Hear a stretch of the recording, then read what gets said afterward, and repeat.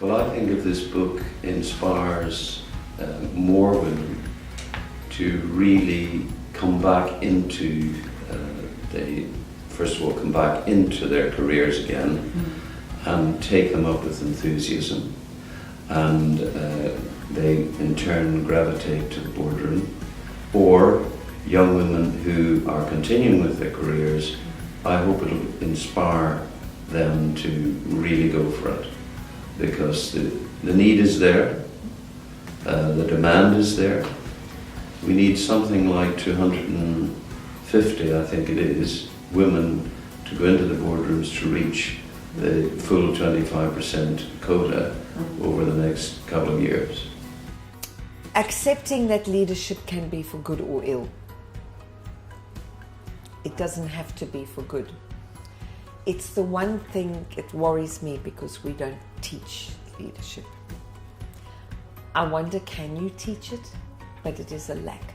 When I'm asked which two leaders I admire and why, there's always one comes to mind immediately, and that person is Stanley Kalms. Stanley, now Lord Kalms, was the managing director and then chairman of Dixon Stores Group, and I worked at Dixon Stores Group for about 5 or so years. And the thing that I remember most about Stanley is, how can you do it better? So no matter how good a job you did, it was always, how could you do it better? As a professional accountant, I am required anyway to keep up with continuous professional development, and I do that quite willingly. But I think more than that, in the sector in which you work within your industry, one has to stay in touch with developments there. And I'm lucky being a board member of organisations such as Lloyd's, which is very committed, in fact, to keeping people at all levels educated and has a very good programme for its directors. I'm actually rereading a book which has nothing to do with business, though it has something to do with leadership, I guess, the Divina Commedia from Dante, and it's just most wonderful to see how he looks at power structures and how nobody can take anything for granted. Even popes end up in purgatory.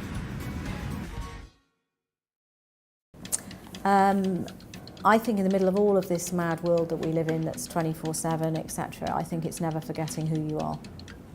You know, take a step at a time, learn things, try all sorts of different things.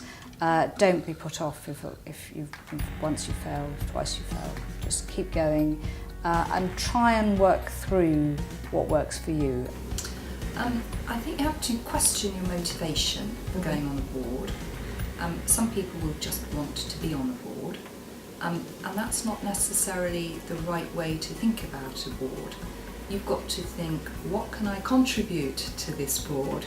And you're going to come at it probably from 2 routes.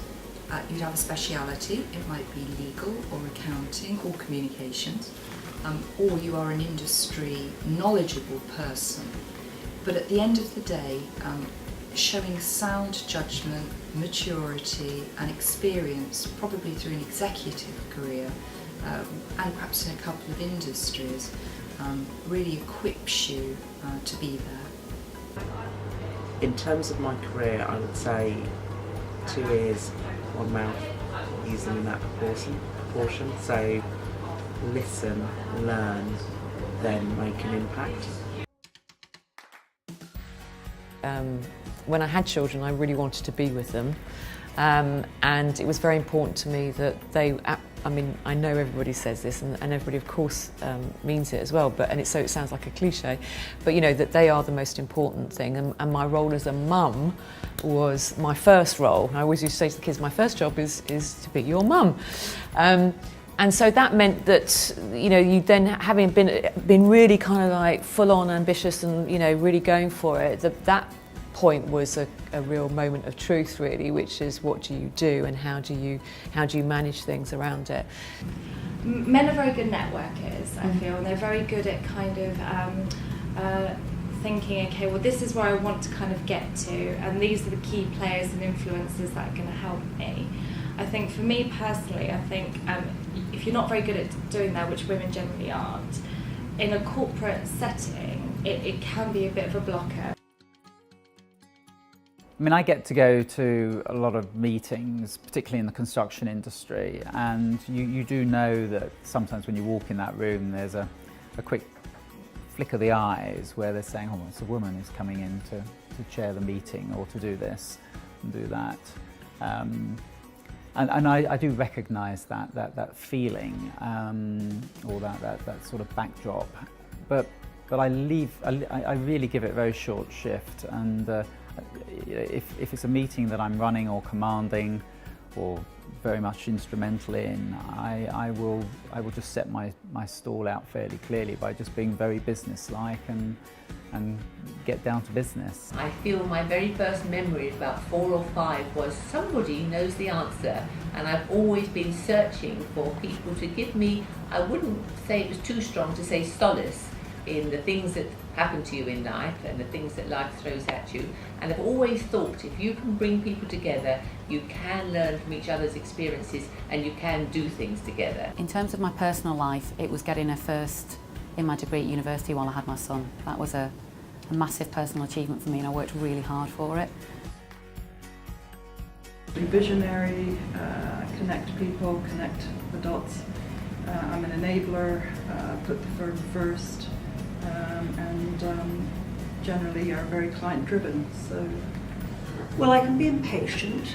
I have a tendency to be risk averse, and also I'm very conscious that my style can be a bit too direct, and it's very interesting because communication styles between men and women I think is a big differentiator, and a style which is direct in a man can be acceptable and a woman can be perceived as threatening. I think this is an area where there is no monopoly of wisdom. I know that from some of the work that we've done at the 30% Club, where we've pooled a lot of information, a lot of research, and I know there's great interest between organisations on what's working, what's not working, because none of us have found all the answers, and so I think anything that adds to that body of research, frankly, is welcome.